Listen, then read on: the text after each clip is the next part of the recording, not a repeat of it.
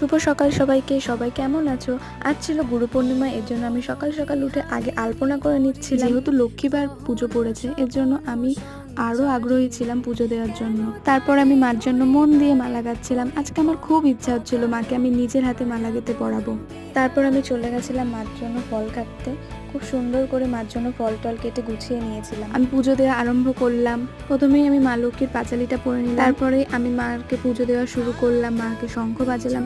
এই দেখো আমার পুজো দেওয়া পুরো কমপ্লিট। দেখো কত সুন্দর লাগছে না?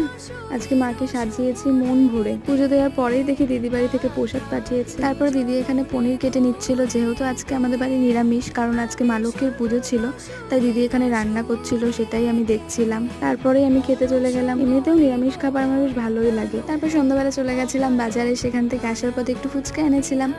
এটুকুই ছিল আমার ভিডিও। কেমন লাগলো প্লিজ জানিও এবং লাইক কমেন্ট সাবস্ক্রাইব করে দিও। টাটা।